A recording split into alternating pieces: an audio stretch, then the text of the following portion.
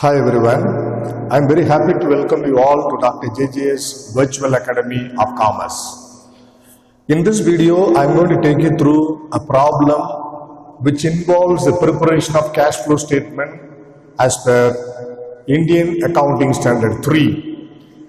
I am going to follow the indirect method of preparing cash flow statement. Let us get into the details of the problem. Prepare a cash flow statement from the following balance sheets of the Excel Limited as at 31st March 2017 and 31st March 2018. We are given with the balance sheets for two consecutive years. They are 2017 and 2018. Obviously, 2018 is a current year for which we are going to prepare the cash flow statement under indirect method. If you look at the details of the items in the liability side, you find share capital without any change in its value. General reserve, it was 3 lakh rupees in the beginning, now it is 3,10,000 rupees. Profit and loss account, opening 56,000, closing 68,000. Creditors, a current liability with the opening balance of 1,68,000 and the closing balance of 1,34,000. Mortgage loan is a non-current liability, opening is nil, but the closing is 2,70,000 rupees. Provision for taxation 75,000 rupees and 10,000 rupees. We will open a separate ledger account for provision for taxation. When you come to the asset side, if you can find fixed assets as a first item. Its opening value is 4 lakh rupees. The closing value is 3,20,000 rupees. Investments 50,000 rupees opening and closing 60,000 rupees. These two are non-current assets. If you look at the remaining three, they are current assets. But when we prepare cash flow statement, we can consider the changes in all current assets other than the cash and bank balances. Because we primarily prepare cash flow statement to understand what has happened in between the opening balance and the closing balance of cash and bank balances. Therefore, this is the only item we should not consider for the working capital changes which are to be incorporated with the profit before working capital changes under the head cash flow from operating activities. So you need to understand the fact. Fine. Let us look at the additional information given here. Investments costing 8,000 rupees were sold for 8,500 rupees. Therefore, they have earned a profit of 500 rupees in selling investments. And further investments were purchased during the year for 18,000. They have bought a new investment for 18,000 rupees, which is a cash outflow through investing activity. The sale of investment 8,500 rupees is a cash inflow through investing activities. The second additional information says the net profit for the year was 62,000 rupees after charging depreciation on fixed assets 70,000 rupees and provision for taxation of 10,000 rupees for the year. Obviously, in this problem, we are given with opening and closing balances of profit in the balance sheet. In addition to that, we are informed about the profit earned by the business enterprise during the current year after making adjustments for provision for taxation and depreciation like that. So what you should do, you can ignore the 62,000 rupees in your calculation. The reason is nothing but this 62,000 rupees should have been incorporated with the balances of profit shown in the balance sheet. With that assumption, what we do, we will consider only the opening and closing balances of P&L account when we prepare adjusted profit and loss account. However, we will definitely consider the depreciation provided and the provision for tax made during the current year. They have to be channelized through the relevant ledger accounts, including adjusted profit and loss account. Now let us look at the next additional information given here. What is that? Number 3. During the year, part of fixed assets costing 10,000 rupees was disposed for 12,000 rupees. Therefore, a fixed asset costing 10,000 rupees has been sold for 12,000. So, the sale proceeds from fixed assets, the amount of 12,000 rupees is a cash inflow through investing activities. And the profit was included in the P&L account. A due adjustment will be made for the profit on sale of fixed assets which is incorporated with the profit. Now the fourth additional information is nothing but dividend paid during the year amounted 40,000. Obviously, dividend has to be proposed because it's an appropriation out of profit. So it would be first recorded in the adjusted profit and loss account because it's a non-operating activity. And number two, since we find cash goes out of the business in the name of dividend payment, it has to be recorded as cash outflow under financing activities in the cash flow statement. So this is what we could understand from the balance sheets of the business given for 2 years. Now, how to start with the solution towards preparing cash flow statement as per accounting standard 3 following indirect method. As we prepared the ledger accounts in the preparation of funds flow statement, I refer step 2 of preparing funds flow statement, that should be simply followed. Whereas the step 1 of the funds flow statement, which involve the preparation of schedule of changes in working capital, should be ignored here. Because here we are considering only the cash inflow and cash outflow, not fund inflow or fund outflow. That's what the difference. So therefore, any changes in the values of current assets other than cash and bank balances and all the current liabilities will be duly considered or adjusted with the adjusted profit before working capital changes under the title cash flow from operating activities. So as we all know, the cash inflow or outflow of a business in a given period will be categorized under 3 heads: 1 operating activities, 2 investing activities, and 3 financing activities, and that would be recorded in the cash flow statement as per the new method. That's what we are also going to do. But prior to that, let us open relevant ledger accounts and find out what is the funds from operations. Followed by, we can move towards the preparation of a cash flow statement. Now let us prepare the ledger accounts. With regard to the liability side items, we need not prepare ledger account for share capital than other aspects. When you talk about last item, we need to definitely open a ledger account to record the provision for tax made and the tax paid and so on. Now, provision for taxation, it is being a credit item. The opening balance should be written in the credit side. What is that? Buy balance brought down 75,000. Whereas a closing balance 10,000 would be written in the debit side. To balance carried out 10,000 rupees. Now, when we refer the additional information, here you find provision for taxation amounted 10,000 rupees made during the year. What is the journal entry for making provision towards taxation? Adjusted profit and loss account debtor to provision for taxation. Fine.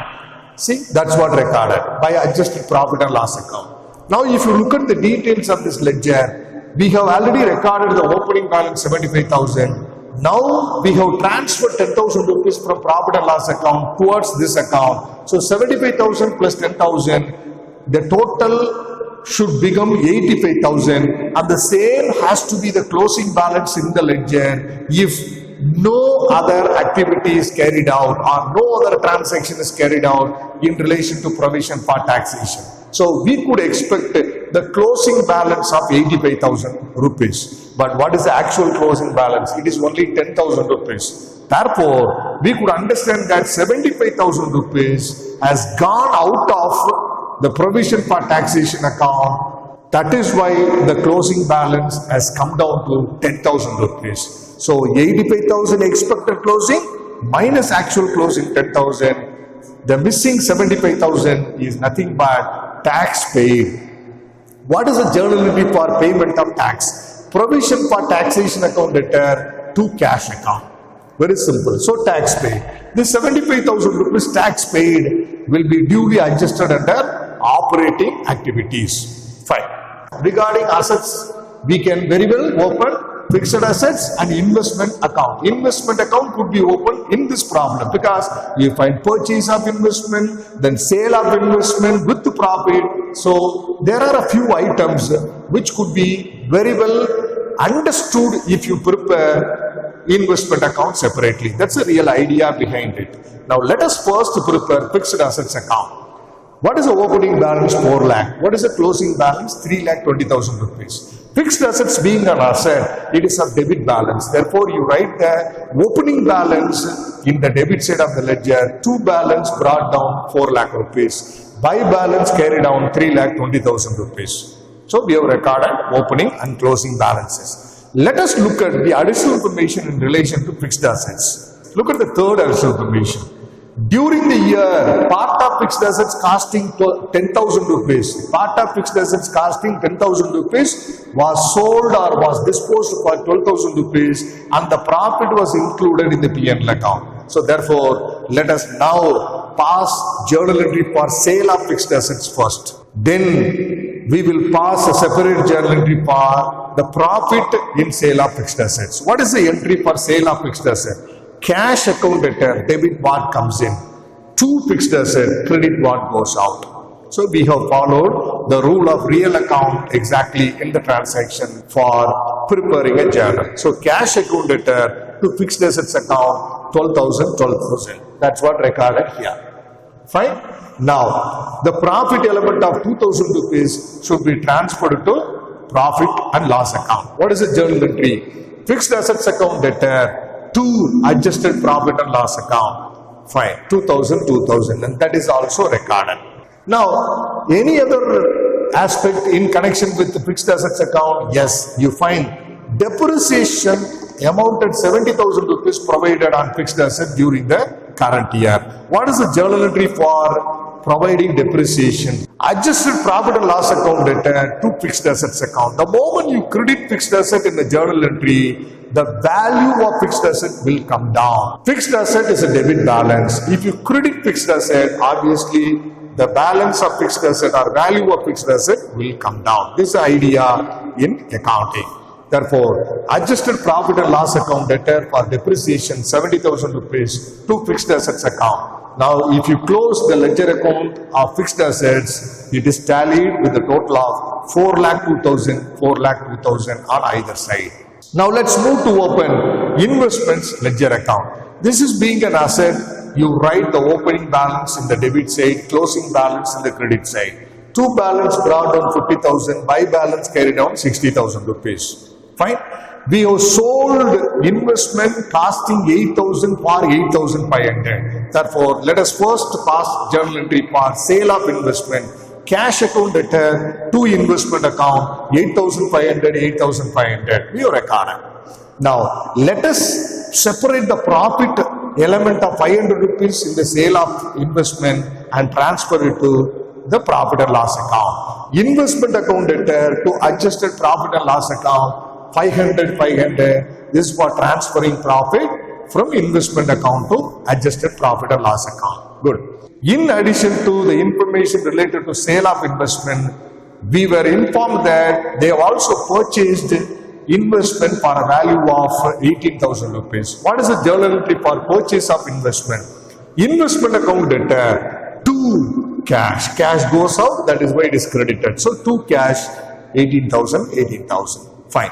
Now let's finally prepare the adjusted profit and loss account. Adjusted profit and loss account. Profit being credit balance. Let us write the opening balance in the credit side of adjusted profit and loss account and closing balance in the debit side of the same account. By balance brought down 56,000. To balance carried out 68,000. We have recorded. Now let us pick up the aspects related to adjusted P&L account, going through the ledgers we have opened and record them in adjusted profit and loss account. Look at the first ledger account. We find an entry related to adjusted profit and loss account made here. Adjusted P&L account debtor to provision for taxation. Adjusted P&L account debtor to provision for taxation 10,000. This is for the current year provision towards taxation. Do you find any other aspect related to adjusted profit and loss account here? No. Let's move to the next ledger account. Here you find adjusted profit and loss account debtor 70,000 to fixed assets. This is for the depreciation charged on fixed assets during the current year. So adjusted profit and loss account debtor to depreciation on fixed assets 70,000. and followed by you find we have made a posting for the profit on sale of fixed assets. It's amounted 2,000 rupees. What is the journal? Fixed assets account to adjusted profit and loss account. Therefore, we record by profit on sale of fixed assets 2,000 rupees to adjusted profit and loss account. So we have covered this ledger also.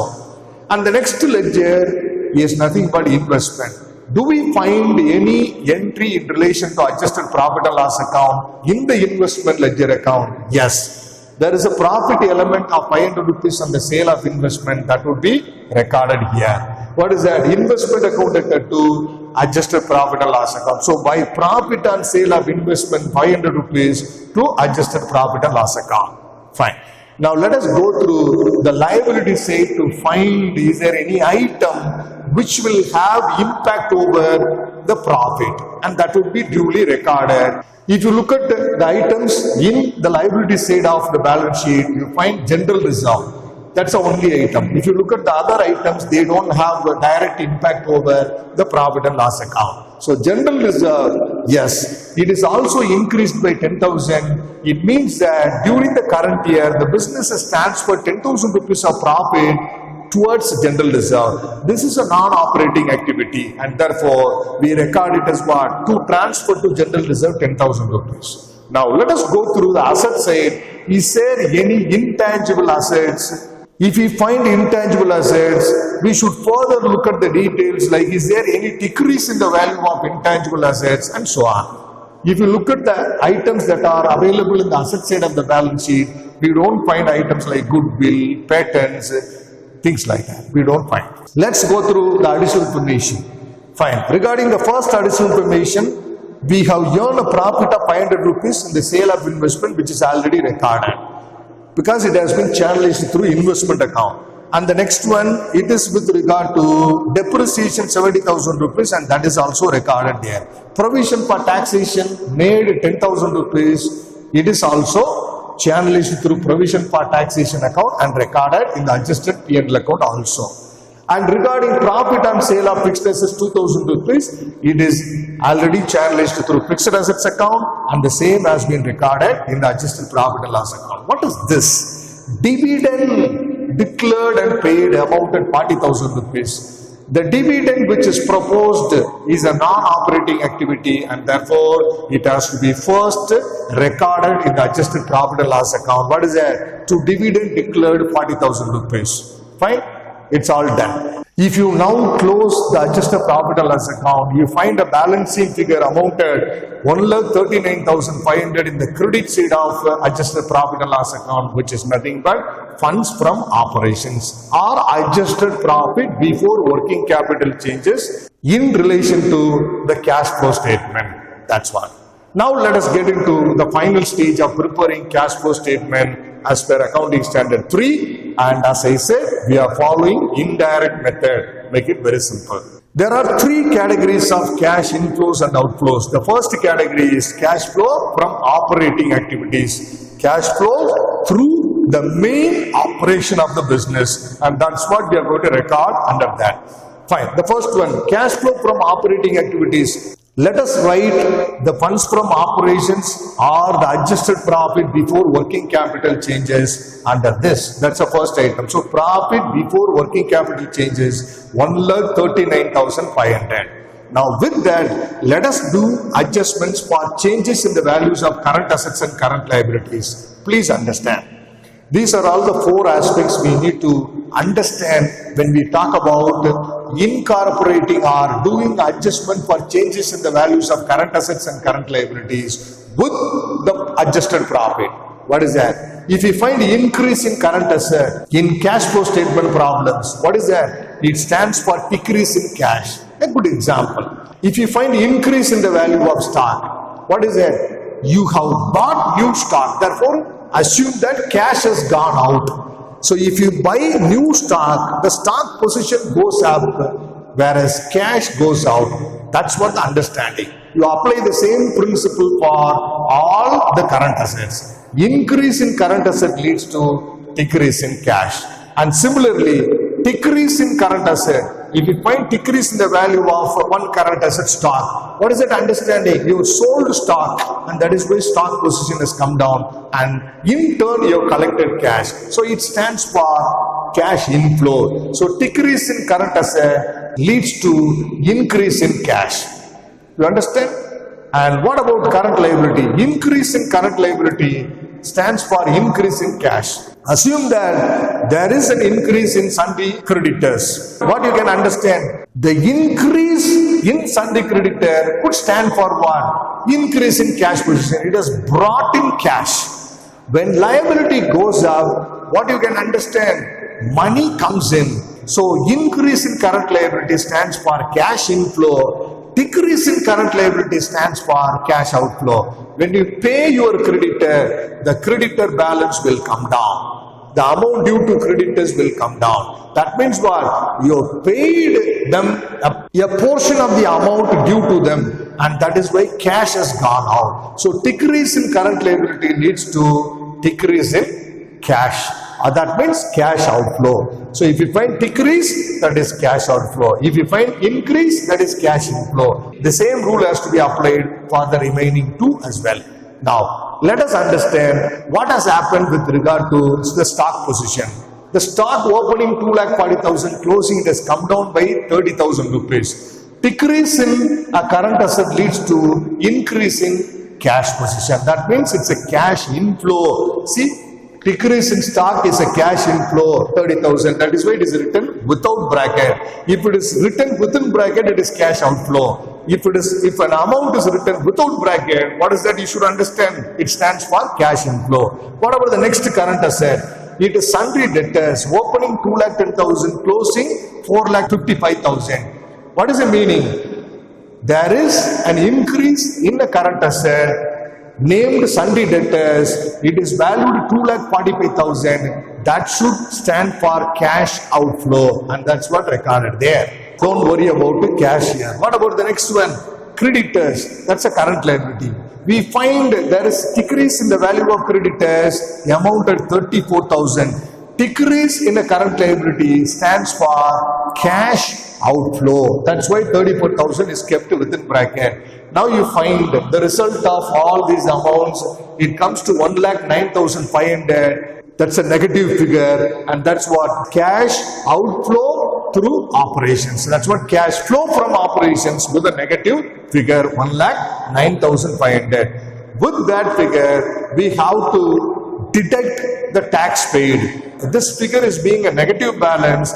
If you deduct tax paid amount at 75,000, the total negative amount will become 1,84,500. What is the name for that 1,84,500 negative value? Net cash used in operating activities. It is not net cash generated. If it is a positive value, we can name it as what? Net cash generated through operating activities. This is being a negative value. What is it we write? It is net cash used in operating activities. Let us move to the second category of cash flows, which is nothing but investing activities. Under investing activities, we only consider the cash inflow and outflow taken place with regard to non-current assets. In this problem, we find two non-current assets. One is fixed asset and the other one is investment. So let us look at these two ledger accounts and understand what has happened. Fixed assets, yes, we have sold fixed assets for 12,000 rupees, which is a cash inflow, and that is recorded. With regard to fixed assets account, that's all. Then the next one is about investments account. We have sold investment for a value of 8,500, which is a cash inflow through investing activity, and that is recorded. And the next one, we have bought investment for 18,000 rupees, which is a cash outflow through investing activities, and that is recorded. We have carefully written the amount within bracket. Now, what is the net result of these three activities? It becomes 2,500 positive figure, which could be named as net cash flow from investing activities or net cash generated through investing activities. We can write it this way. And the third category of cash flow is nothing but cash flow from financing activities. Here we will be recording the activities of cash inflow and outflow in connection with the capital and long-term liabilities. Regarding capital, there is no change in its value. Right? Then what about other non-current liabilities? We have only one non-current liability, which is nothing but mortgage loan. And if the opening was 0, the closing has become 2,70,000. Therefore, we have borrowed a new loan amount of 2,70,000, which is a cash inflow through financing activities, and that is what recorded here. Mortgage loan 2,70,000. Fine. Do we have anything other than this to be recorded under financing activities? Yes. We have an item named dividend. The dividend proposed was recorded in adjusted P&L account, but the dividend paid should be recorded as cash outflow through financing activities in the cash flow statement. What is that? Dividend paid 40,000 rupees as cash outflow. What is the net result of the third category of activities? It's nothing but 2,30,000 rupees, a positive figure. It could be named as cash flow from financing activities or cash generated through financing activities. Now, what is the result of all these three activities together? The result of operating activities is negative value of 1,84,500, which is cash used. Whereas with regard to investing activities, we have generated 2,500 rupees. It's a positive value.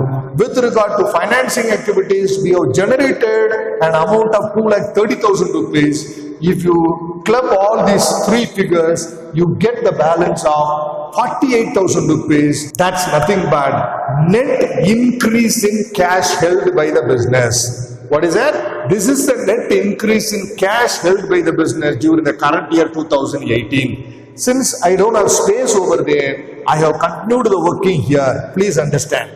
So the net increase in cash held is 48,000. With that, you add the opening cash and bank balance given in the problem, which is nothing but 1,49,000. If you add it, what is the answer you get? You get 1,97,000 rupees, which is nothing but the closing cash and bank balance given in the problem. See, look at it. If you get this value, and for sure you can assume that you have done the answer correctly.